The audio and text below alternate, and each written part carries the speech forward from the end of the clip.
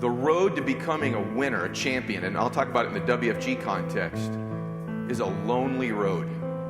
I want to talk to you the truth, talk to you in truth, rather, about winning, specific to WFG. And I have such admiration for these people because it's a lonely road. The fact of the matter is, yes, we're a big company, yes, we're a team, but that road to success is riddled with self-doubt, with setbacks, with trials, with tribulations, with thoughts of quitting, thoughts of weakness, lack of faith creeping in, almost constantly. And so for the people that end up getting to that other side and become successful, they don't succumb to the negatives. They don't succumb to the fears. They don't succumb to the temptations of quitting. They don't succumb to the temptations of not sacrificing, taking it easy, getting life back to normal again. 11 and a half years ago is not the same guy you're looking at today. And that's probably true for most of the great leaders in this company. And one of the greatest rewards of this company is not what you get, it's who you become. And I'm glad somebody thought enough of that old Jeff Levitan to give him a chance. Just so happens that the guy who thought enough of me was a Chinese guy named Dean Chang, who spoke broken English. I want you to give yourself the gift of changing your life while you're here, whether you come in here doing great things or not. You know, I want you to know this. Unreasonable people actually rule the world. Unreasonable people are the champions in this world. They do unreasonable things. The reasonable people around them think they're crazy. You got family members think you're so nuts, standing up, whooshing, clapping, you made your first million yet, all that kind of stuff. Some of you got spouses still think you're crazy. Is that right or wrong? All these people that love you, that are reasonable, that love you, that are reasonable, will cause you to have an average, ordinary life if you listen to them. Are you ready? All right, here it is. Here it is. My entire management philosophy. Listen, the whole ball game, guaranteed to make you a superstar. Here it is. All you can do is all you can do. Hey!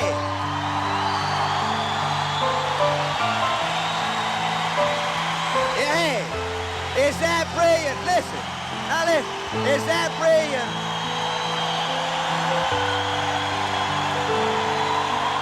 You were put here to do something great. You were put here to make a difference. You were put here to do something awesome. And don't ever forget that. And I don't believe for most of you that that's by coincidence that you were put here to do something great. I'm telling you, you were put here to do something great. And that at the same time, you run into this incredible movement called WFG. See, products don't win for you. Systems don't win for you. IQs don't win for you. College degrees don't win for you. You win. The difference is you. And the difference in you is the power of believing you can win. The power of believing that good things can happen to you. The power of believing that you're special. Folks, I believe this with everything that's in me. I believe the biggest single obstacle to success in the United States today is not lack of education. It's not lack of background. It's not lack of money. It's lack of belief in yourself. There was an emphasis in the office, at meetings, at events of total commitment to growth. There were taglines often said at meetings such as, I know we're a peanut, but we ain't gonna stay no peanut. And later came, nothing matters but the size of your team, build the big base shop. Our teammates began to take ownership of their business. Promotions were starting to happen. Cash flow skyrocketed. The enthusiasm and excitement and intensity were electric in our office. Because I'd be focusing on what was going to happen in the future, not what happened that day. See, a lot of you think about what's happening right now as opposed to what's happening. You focus on the now as opposed to what's going to happen in the future. See, I've always focused on what's going to happen in the future. What's happening now is a temporary situation depending on what I do, right? Just like you. Your situation right now, it's not permanent. It's temporary. It's either going to get better or worse depending on the action that you take. That's the way it is. So I knew I was taking massive action, so I knew it was going to get better, right? And I could see and I'd drive by a Mercedes-Benz or something, I said, man, I'd laugh, I'd look and I'd smile, I go, man, I'm going to have one of those. You know, I could already picture I'm going to have one of those. Or I think about that home that and I'd be thinking about where I was going and not where I was at. I'd ask you to examine your habits. Let's be honest. You got to examine some of these habits you have that don't serve you. Take a look at them. What are the things you need to do? You know, if it's a Wednesday afternoon and I followed you around, would I see you on 3, 4, 5 appointments? Would I see you on the phone? Would I see you talking to people? Honestly, in your quiet moments, if you're going to do something extraordinary, are you putting in an extraordinary effort? When you run into somebody that's in your family or someone you know, do you prospect them? Or when that moment of decision comes, do you do the other thing? I'd challenge you to do the thing that a great person would do. Folks, I believe with everything that's in me, the biggest problem to winning in these United States is you not understanding human nature. See, folks, I believe it's human nature to fear. I believe it's human nature to worry. I'm a worrier. I thought because I worried every day, because I was scared every day, that something was wrong with me. That these people that drove the big cars, that lived in the big houses, that made the big money, that somehow they were different. They didn't look scared. They didn't look like they worried themselves to death. The fear of poverty is a state of mind, nothing else, but it's sufficient to destroy one's chances of achievement in any undertaking.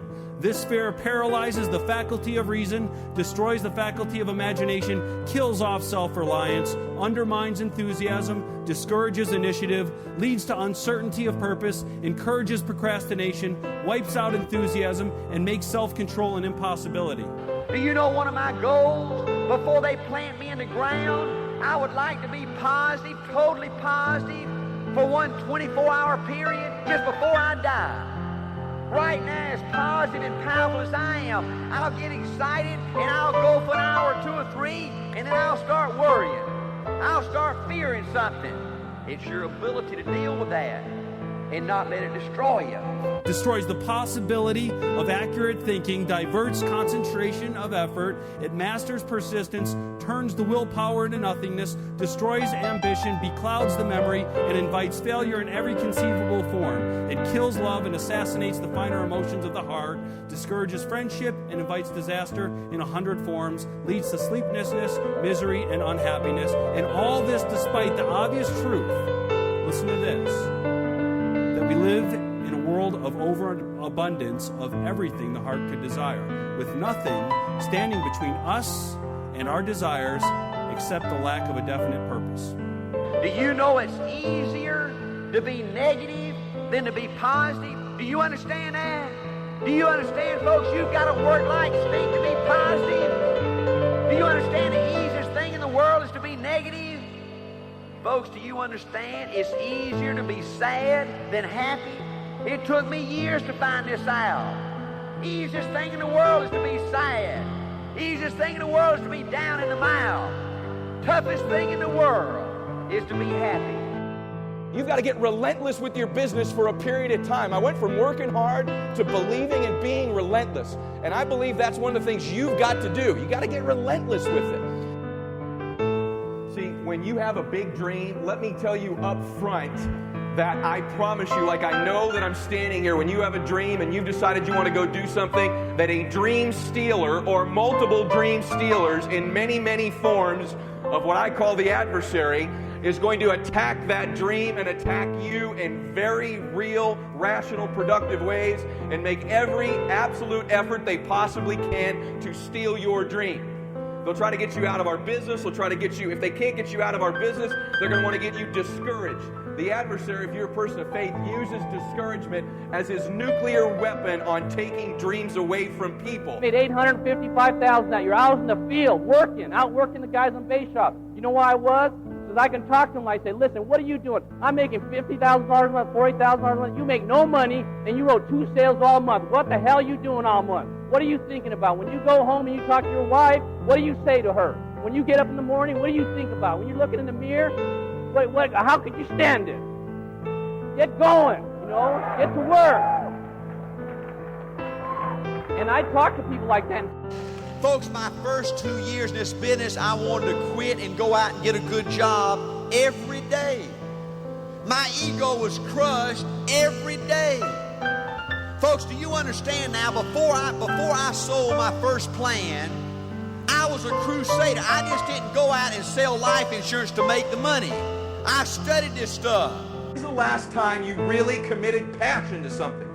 Listen to me. Really committed passion and focus and dedication. You let it go. You said, you know what? I'm going to plant my feet. This is where I stand. This is where I make a statement about who I am as a man or a woman. This is the game I'm going to play. This is where I'm going to count the score. I'm going to allow myself to feel the disappointment when I don't do well, the pain of losing, that kind of a thing, and I'm going to go for it. And you need to accept that up front when you do that, dadgummit, it's not all going to be in balance. You need to accept God wants you to win. And number two thing you need to accept is not everything's going to be in balance. You can't allocate the same amount of time to the things you used to if you're going to win. You have to drop some things. You're going to be late to some things. There ain't nobody ever designed a test, nor will they design a test that can measure the heart of a man or a woman. The things that are unique to winning in business in America today are not outside artificial things like IQs, college board scores, college degrees, and stuff like that. The key to winning in these United States is what's inside a person. It's your integrity. It's your people abilities. It's your character. Number one, you got to be tough. You have to be tough, mentally focused. You have to be willing to do the things that all the average, ordinary players are unwilling to do. See, folks, in trying to win in business, you're just going to have so many false starts. You think you get it going time after time, and you just get knocked back to ground zero, and it's your ability to compete, to pick yourself up off the mat one more time, to go for it one more time, that's going to determine success or failure. Somewhere inside, you've got to be a little bit more intense, a little bit more passionate, a little bit more focused, and realize, bottom line, it's going to cost you a little bit to succeed. Winning in business in America today is you've got to make a total commitment. Total commitment gives you that little extra ounce of courage you need to fight back through the tough times. Winning is better than you ever dreamed. Any successful person who has made it will tell you that success is better than he ever dreamed. I can tell you this, I said it last night. As good as you think it is to win, as good as you think it is to become financially independent, Dave Olson, it's better than you think. Get your notes back out. You're going down the road of zero, bro. Get your notes out. If you cut open the winners in business, I see a heart of a champion. And all these people are competitors and they don't quit. I believe desire and will to win is everything. I don't know why I'm like I am, but my butt's always burning. There's always something say, Art, dadgummit, you're supposed to go for it. You need to put your game face on. You got to understand, you know what? This is my time to shine. This is game time. This is when I put my conviction on, I'm committed, and I'm passionate about what I talk about. By the way, some of you don't know me. I'm normally a shy person. I'm a shy person. I don't talk to too many people. But when it's game time, when my family's on the line, when I got to make some money, when I got to help some people, guess what? It's game time. It's conviction. This is what I need to do. This is what I'd recommend. Can never be taken from you. And if you could move to knowing, if there just be something that came over, you said, you know what? I just know this is where I belong. I like these people. I like what we stand for. I'd love to spend my life here. I'd love to be recognized. I'd love to make my family proud of me. I'd love to make a difference for people. I just know I belong. If you could just know it and not believe it, the world would be very different. Your world would change. See, you believe different things, but you know you love your children. No one gave you that belief. You know you love your parents. Is that not true? Yes or no? You know that. So the things that move our lives that are rocks are our knowings. And for most people, they go through their life with wandering beliefs here, there, and other, but have very few knowings as it relates to their purpose and their mission. I just want to thank you for being a part of my life and being a part of this meeting and believing in me. And I want you to know that I appreciate you and I respect you. And if you're willing to go the distance with me, I'll be there for you.